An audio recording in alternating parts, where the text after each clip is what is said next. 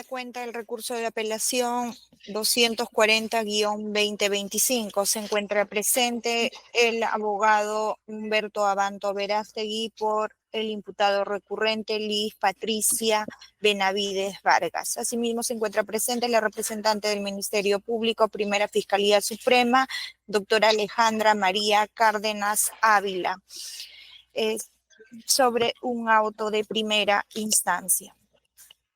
Se da cuenta un escrito presentado por la Fiscalía cuya sumilla ofrece prueba documental. De cuenta bien, pues yo no sé de ese escrito. De cuenta de ese escrito. ¿Qué dice? ¿Qué plantea? ¿Qué ofrece? Ofrece medio de prueba documental y solicita sea agregado Correcto. el recurso de apelación. Muy bien. En su exposición, la Fiscalía dará cuenta del tema. Las dos partes son recurrentes, entiendo. Tiene el uso de la palabra el Ministerio Público, y luego que aquí dé cuenta de ese escrito. Sí, doctor. Buenos días a los presentes. El Ministerio Público solo ha recurrido en cuanto al extremo del plazo, no sobre el fondo de la resolución venida en grado. En ese sentido, yo solicitaría que sea primero la defensa quien exponga los cuestionamientos, los errores que haya hallado en esa resolución, y yo poderlo hacer posteriormente, salvo mejor parecer. La Fiscalía ha interpuesto recurso. Usted justifique su recurso sin perjuicio de sustentar la validez porque usted va a defender la resolución, ¿cierto? Así es, señor juez. En el extremo de fondo, y usted va a cuestionarla en el extremo del plazo. Haga su informe en ambos aspectos, por favor. Gracias, señor juez supremo.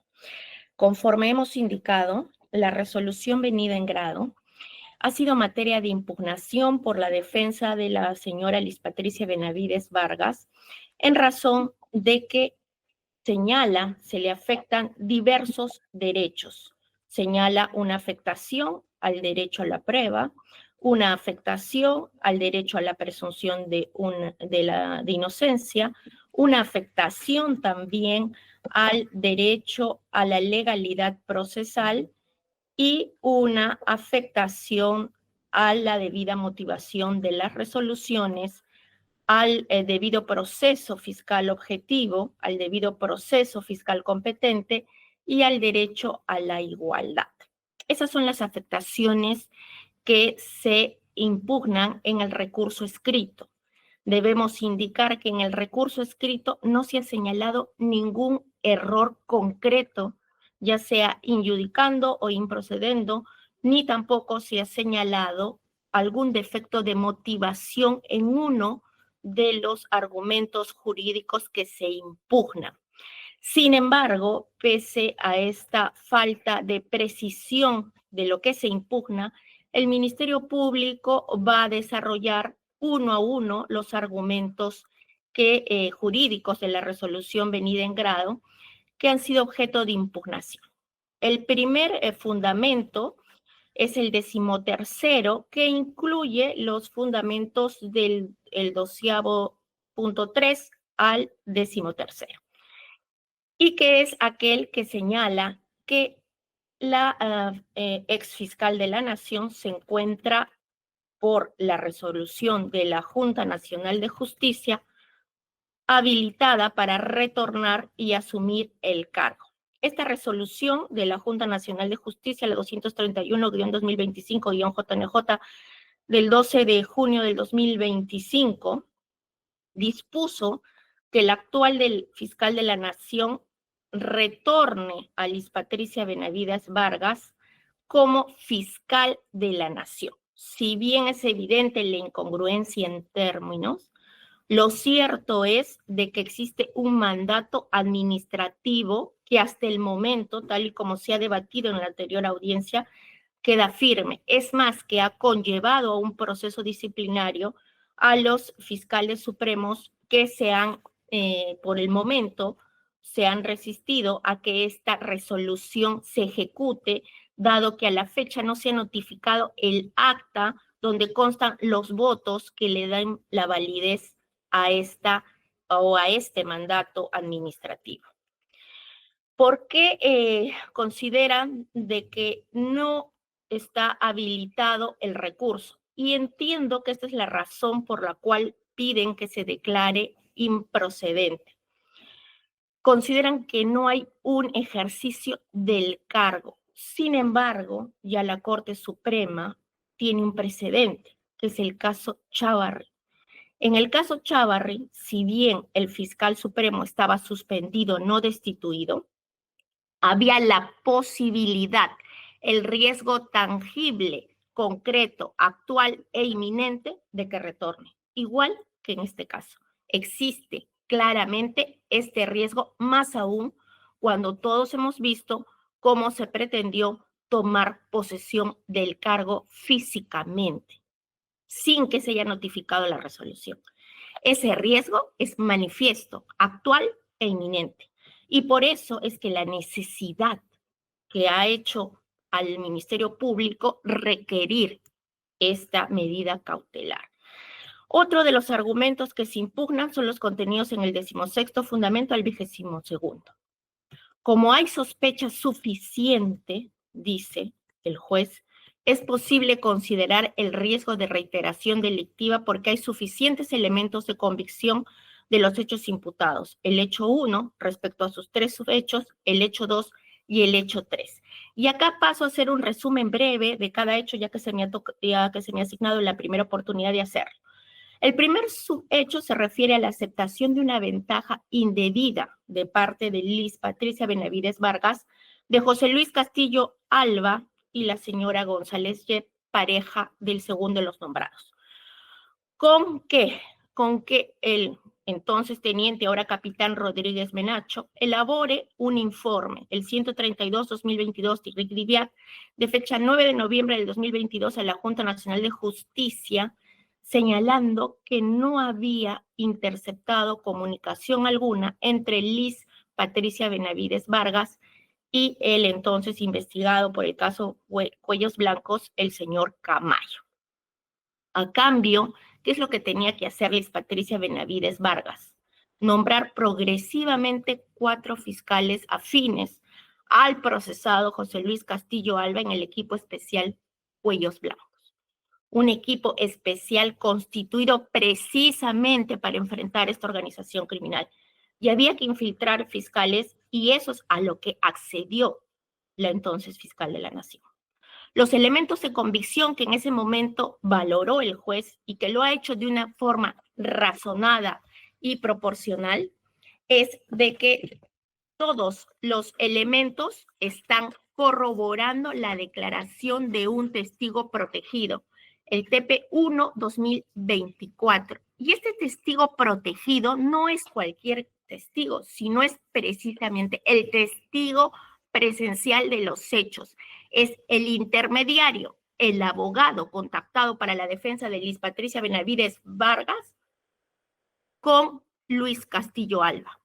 Este testigo narra cómo Castillo Alba lo contactó precisamente para a través de él transmitir la oferta corrupta de apoyo a cambio de que nombres fiscales que ayuden a que yo pueda eludir la acción de la justicia.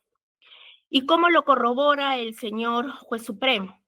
No solo con la testimonial, que bastaría para un caso de clandestinidad de corrupción de funcionarios, sino que lo ha corroborado con los registros de ingreso de la Fiscalía de la Nación de este testigo, el oficio 65-2022 de la Junta Nacional de Justicia, que solicita precisamente a la DIVIAC la información sobre las comunicaciones de Benavides Vargas, el informe policial que emite Rodríguez Menacho, donde convenientemente omite la existencia de registros de comunicación. No había actas de comunicación, pero sí registros, y lo omite exprofesamente. El acta de visualización de información de un dispositivo electrónico incautado a Rodríguez Menacho cuando se hace el operativo Valquiria, donde Rodríguez Menacho guarda el registro de las llamadas entrantes y salientes que tenía en Signal con Castillo Alba.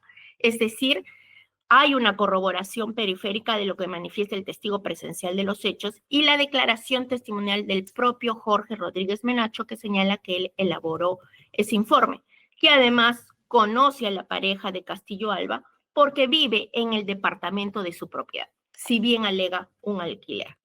El segundo subhecho, que es la aceptación de ventaja indebida en investigación disciplinaria ante la JNJ, declaración favorable de Rodríguez Menacho entre enero y febrero del 2023, a cambio ya del nombramiento expreso de un fiscal provincial, Abelardo César Cacho Ramis. ¿Y qué hace este fiscal provincial? De parte del acuerdo corrupto, formula acusación contra el colaborador eficaz. Doctora Carolina, nosotros Sí. ya sabemos, porque eso aparece en las actuaciones, todos los cargos. O sea, relatarnos nuevamente no nos ayuda mucho. Lo importante que queremos es en qué medida la argumentación, la motivación de la resolución es sólida y no contiene ninguna patología de motivación. Eso es lo que nos interesa resaltar, que usted no lo plantee. Y luego, a partir de los nuevos acontecimientos, ¿cuál es su planteamiento? Sí, doctor. Gracias. En el entendido que los hechos están claros y son conocidos por el tribunal, vamos a pasar a los defectos de motivación. Como indiqué desde un inicio, el único defecto de motivación que ha señalado el recurso es una afectación a derechos y señala lacónicamente una motivación insuficiente. Sin embargo, se advierte de toda la resolución judicial de que no solo se ha recurrido a principios, sino a normas concretas. En primer lugar, se ha recurrido al principio de interdicción de la arbitrariedad, de la lucha contra la corrupción y el principio de razonabilidad contenido en el artículo 200 de nuestra Carta Constitucional. Luego, además, se ha señalado una valoración probatoria individual y conjunta de cada uno de los elementos de convicción aportados por el Ministerio Público. Estos elementos de convicción, señor juez, no solo inciden en la valoración de la alta probabilidad de la comisión delictiva que señala el juzgador en grado de sospecha suficiente. Lo señala así porque dice que, y está motivado debidamente, que no es necesario de que diligencias preliminares se esté en una sospecha inicial, sino que dado el avance de la investigación se puede estar en una sospecha suficiente. Y es por eso que este proceso, sí, señor juez supremo, está en acusación constitucional, está con denuncia constitucional. Ese es el grado de probabilidad que admite el juzgador. Luego también señala de que el proceso está, si bien estaría en un fuero congresal, lo motiva adecuadamente en el fundamento 27º, señalando que la investigación penal no admite tiempos muertos, aun cuando esté sujeta a plazos y fueros. Y prueba de ello, señor juez supremo, es que precisamente esta sala, de manera reiterada, ha resuelto tutelas, medidas cautelares, cuando las denuncias constitucionales están en fuero congresal porque se trata precisamente de medidas cautelares urgentes y inmediatas. En este punto, doctora, para ya sí, puntualizar claramente el problema que trae esta causa. Es público y notorio, usted dirá, que primero que la Fiscalía el 12 de junio formuló denuncia constitucional por estos hechos. Y el caso ya está a partir de esa fecha en sede parlamentaria, ¿correcto? Sí. Pero también es público y notorio que la Subcomisión de Acusaciones Constitucionales ha declarado improcedente esta denuncia. Ha salido en todos los medios, inclusive en medios del propio Congreso. Si esto es así, ¿qué pasa? Le pregunto a usted. Gracias, señor juez supremo. Efectivamente, nosotros también hemos tomado conocimiento por los medios, pero no por la forma, no por la notificación del secretario del Congreso, de que habría un archivo Lo que se ha dicho es un archivo, pero no se ha hablado de improcedencia. ¿Por qué? Porque lo cierto es de que hay un informe de procedencia en el Congreso. Que se ha perdido, ha sido Votado. Por la votación que es, pues, doctora. Ha sido votado y ha ganado por 7 votos, de los cuales 5 están investigados por el Ministerio Público. No que se quiera, 5 o 20. La cosa es que jurídicamente, esa resolución o esa denuncia, y la única forma que puede pasar en su comisión es que se declare improcedente. Es jurídicamente, ¿no? Según el reglamento del Congreso. A día de hoy, entonces, por los conocimientos que se tiene de fuente abierta, ya este caso no procede por mandato del Congreso. No hay acusación, no hay resolución acusatoria de contenido penal, ¿no es cierto? Hasta el momento. Doctor, si me permite, ahí diferimos de la interpretación del reglamento del Congreso, porque la calificación sobre la admisibilidad o precedencia de las denuncias que tiene que hacerla la subcomisión de acusaciones constitucionales requiere de la emisión de un informe. Entonces, si es que el informe de procedencia perdió, tendrían que emitir el informe de improcedencia o de archivo, y ese informe se tiene que remitir a la comisión permanente. Y acá claramente el artículo 89 dice, la subcomisión de acusaciones constitucionales literal D, dice, presentará su informe de calificación a la presidencia de la comisión permanente. Entendemos que esta es la situación por la cual hasta ahora no se nos ha notificado, porque aún es necesario que la presidencia de la comisión permanente conozca este informe de calificación. Entendí ahora sí claramente la perspectiva jurídica del Ministerio Público. El otro punto que me parece importante es una pregunta abierta. ¿Se puede pedir la suspensión en el ejercicio del cargo por las consecuencias que trae antes de que el Congreso declare haber lugar a la formación de causa penal? ¿Es posible? Doctor, consideramos, como bien conocemos, que todas las medidas cautelares son mudables, son temporales. Entonces, mientras que el Congreso no tenga un pronunciamiento definitivo sobre la aprobación o no de esta denuncia constitucional, el requerimiento fiscal sigue vigente, la necesidad, proporcionalidad y razonabilidad del pedido tiene que ser atendido por el Poder Judicial, que es un órgano tuitivo del Estado Democrático de Derecho. Y como lo dice bien el juez venido en grado, el derecho no admite absurdos. Esta es una regla de interpretación reconocida por la Convención de Viena. No podemos permitir... ¿Cuál es el absurdo? El absurdo, señor juez supremo, es que se permita que quien está siendo investigada precisamente por el uso arbitrario, abusivo, ilegal de fiscal de la nación, vuelva a ingresar como fiscal de la nación, asuma esas investigaciones como bien lo dice el juez de instancia, o si no, designe el fiscal supremo que la va a investigar. Con lo cual, otra vez, estamos en el absurdo de que la parte es el juez. Muy bien. Sígalo por allá, correcto. Vamos a algo más ya para... Sí, gracias, señor juez supremo. El argumento de la apelación del Ministerio Público es el plazo.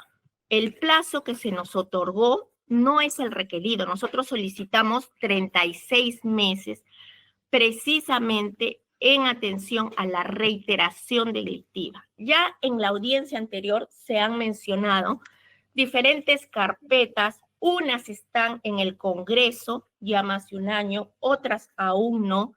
La primera es la 301, referida a la juez Carrillo, que es la que resolvió la medida cautelar, jueza constitucional que resolvió la medida cautelar a favor de Liz Patricia. La segunda es la 293, referida a cómo se colocó un fiscal supremo para que archivara la denuncia contra su hermana, Emma Benavides.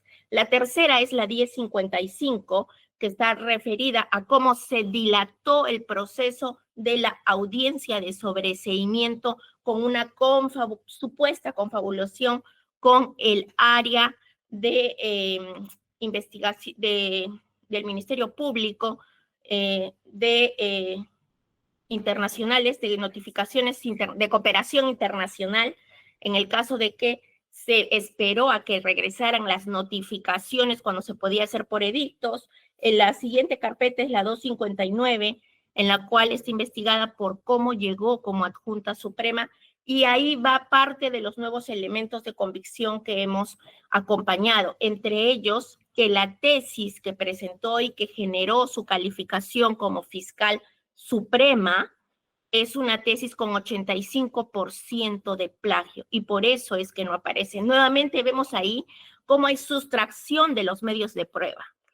Y la última carpeta es la 605, que es esta, la de Castillo Alba. ¿Cómo se alió con un investigado cuello blanco? Entonces, señor juez supremo, la necesidad del Ministerio Público es que nuevamente no se instrumentalice a la institución para fines personales. Y por eso es que solicitamos se confirme el auto venido en grado, en tanto el Congreso no emita el pronunciamiento definitivo sobre esta denuncia constitucional formulada por el Ministerio Público. Es más, otro medio de prueba que hemos adjuntado y que es nuevo para esta fiscalía es el audio entre el colaborador, que precisamente es el intermediario de las ofertas corruptas de Castillo Alba, y Liz Patricia Benavides Vargas. Este audio, además, la voz ha sido reconocida por Liz Patricia Benavides Vargas en diferentes entrevistas públicas. Con eso hemos concluido, señor juez supremo.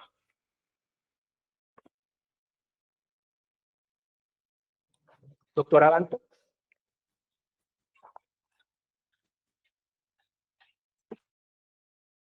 Su Excelencia, con su permiso, con el permiso del colegiado de empleados.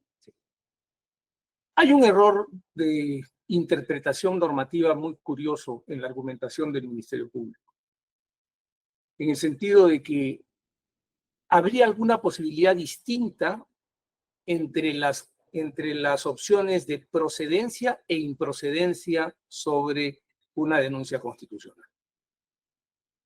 El artículo 89 del reglamento del Congreso de la República establece claramente que las denuncias que son declaradas improcedentes van directamente al archivo.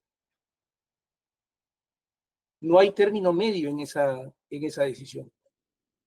La comunicación a la comisión permanente es una comunicación ritual. La comisión permanente no puede votar sobre la decisión de la declaración de improcedencia de la subcomisión de acusaciones constitucionales. Lo único que hace es tomar nota del rechazo y remitir y disponer que la oficialía mayor remita al archivo los actuados. Eso es lo que dice el reglamento del Congreso de la República. ¿Cuál es el efecto de la improcedencia? Lo dice claramente también el reglamento del Congreso. Es la conclusión del procedimiento. En este momento vamos a discutir la apelación de un procedimiento de investigación fiscal que ha fenecido. Y la gran pregunta que podemos hacernos es si al interior de un proceso fenecido es posible dictar medidas cautelares. Desde mi perspectiva, esa opción es jurídicamente imposible.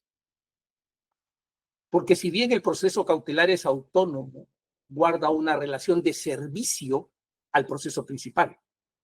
Y la inexistencia del proceso principal obliga a aplicar el viejo criterio de que lo accesorio sigue la suerte de lo principal. Este es un primer punto, Su Excelencia. Un segundo punto que hay que tener en cuenta es que cuando se habla de que nosotros, y expreso mi preocupación porque no sé qué recurso de apelación le han trasladado al Ministerio Público, porque el Ministerio Público dice que nuestro recurso de apelación, el que ha leído, no tiene ninguna alegación concreta, que se refiere vagamente a derechos. Y me permito señalar que en las más de 40 páginas que forman el recurso que hemos puesto, van a poder encontrar ustedes las objeciones a la pésima valoración de los elementos de convicción que se hizo por parte del juez supremo de la investigación preparatoria en este caso. Y voy a presentar como muestras sencillas varios argumentos sobre los cuales el señor no se pronunció.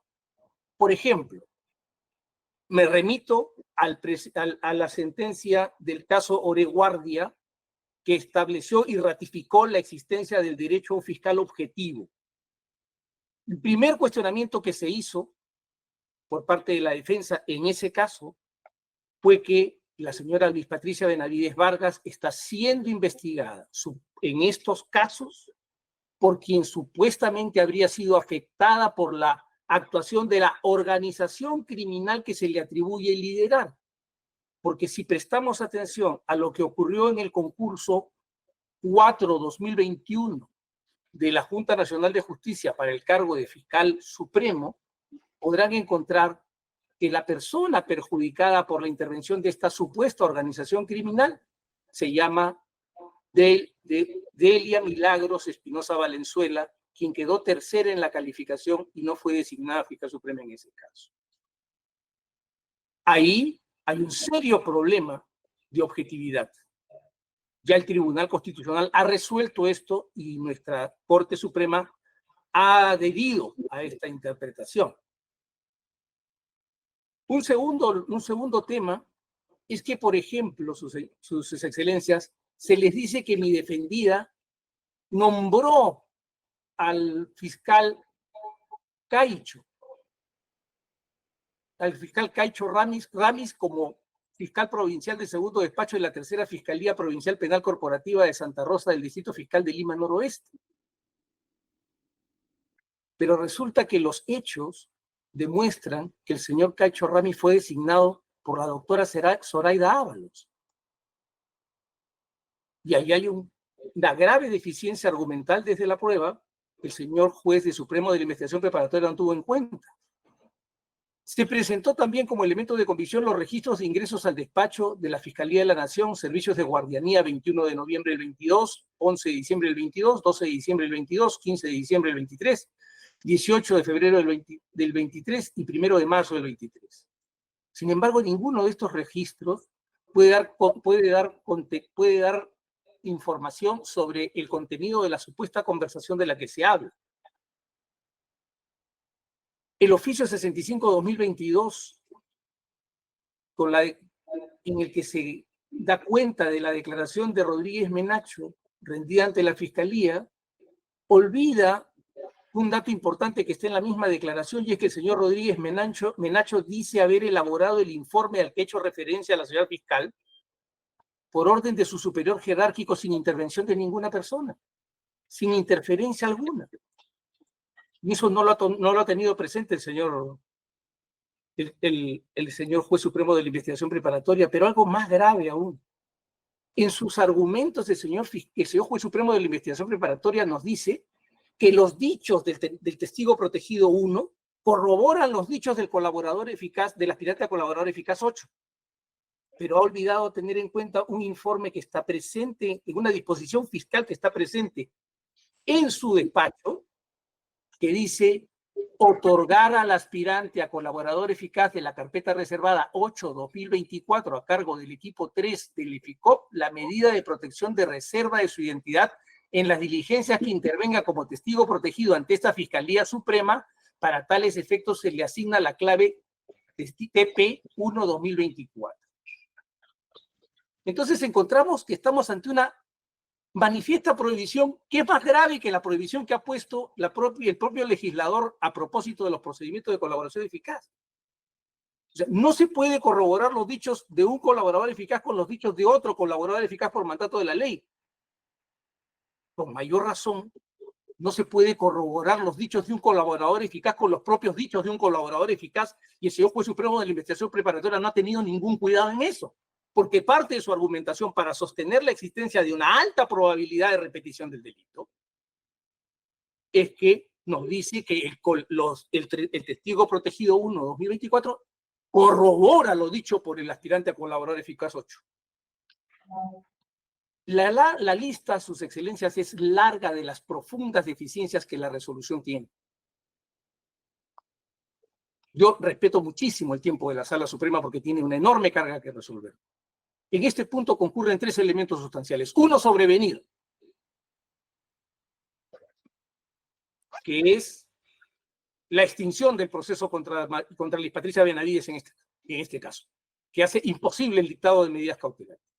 2, una pésima valoración de los elementos de convicción, como se los he puesto a la vista. Pero 3, además, el mismo argumento que se ha discutido en la audiencia anterior, sus excelencias.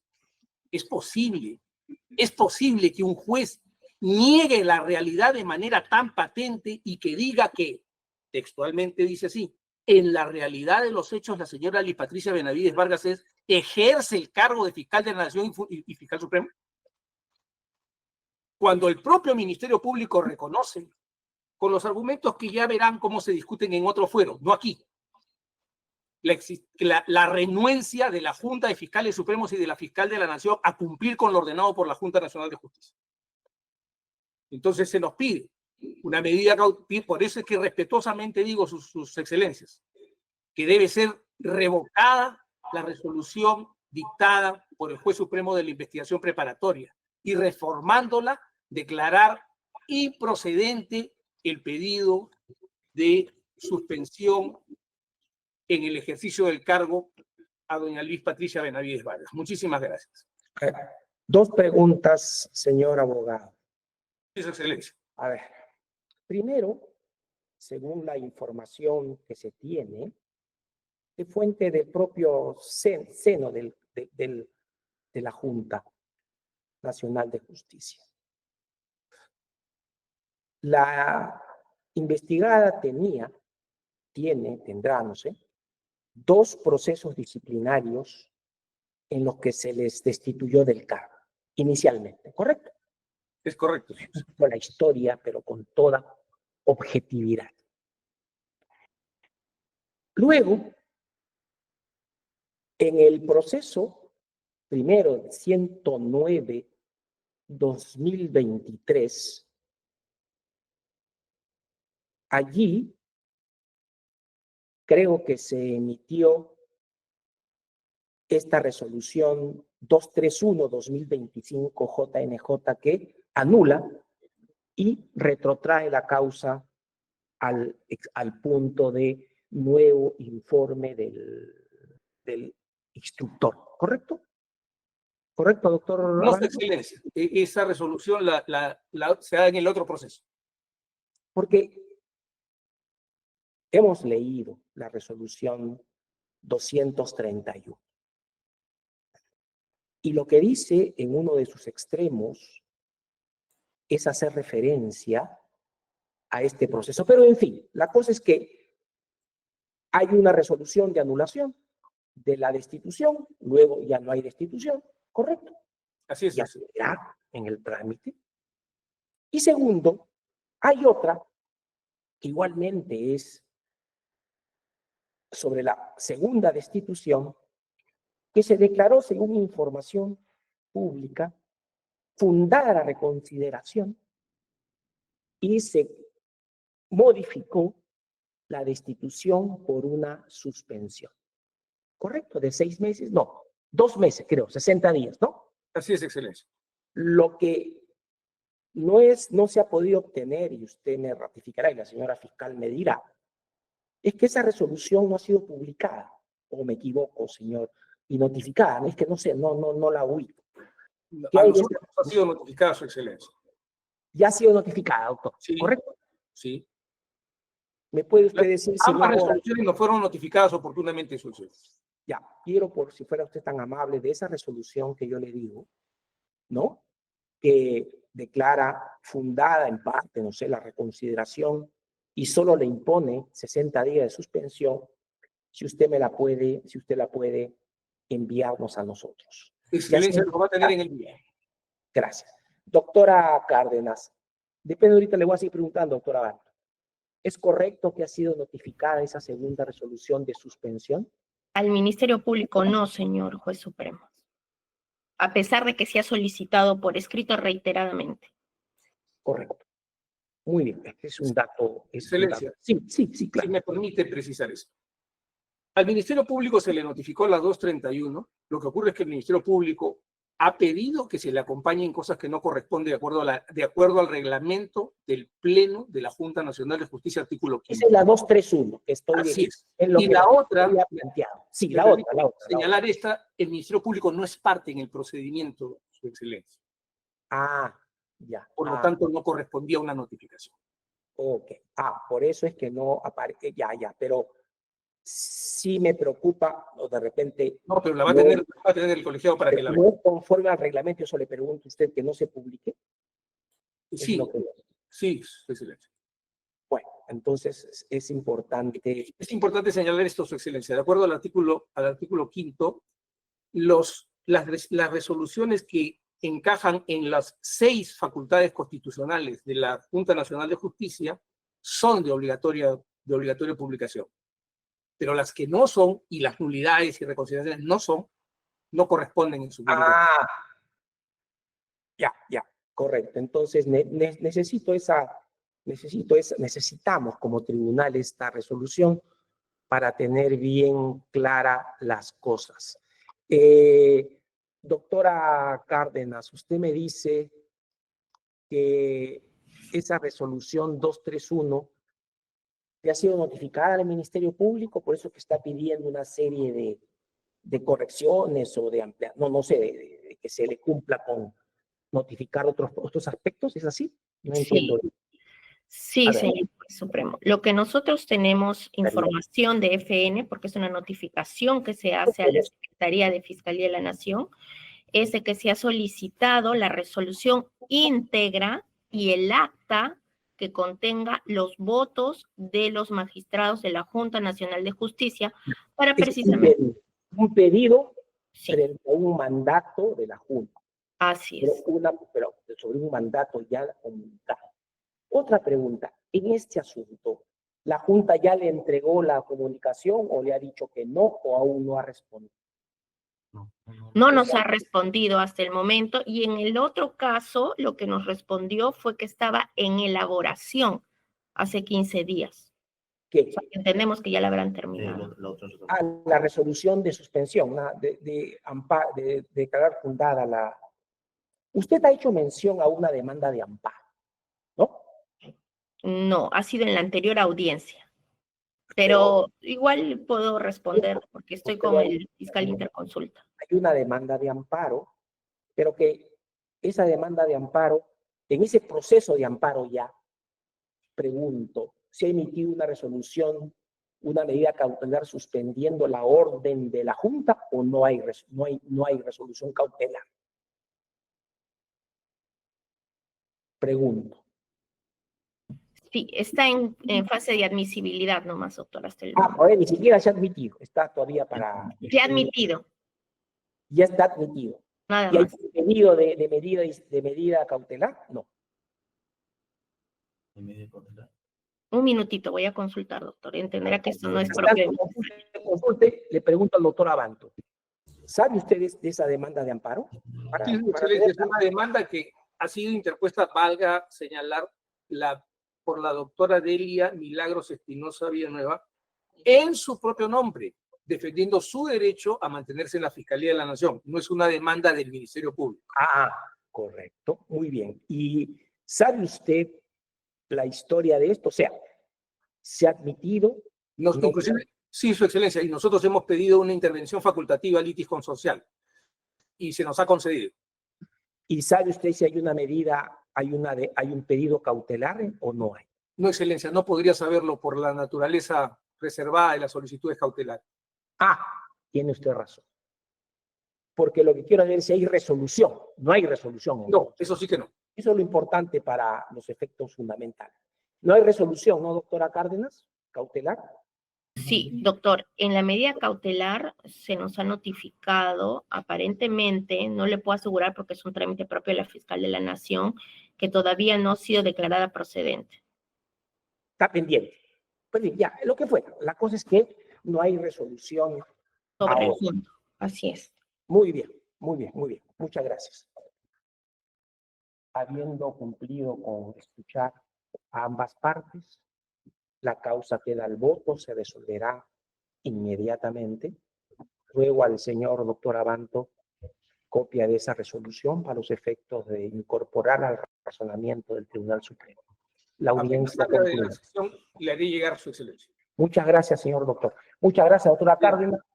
La audiencia concluida. Buenos días. Permiso, gracias.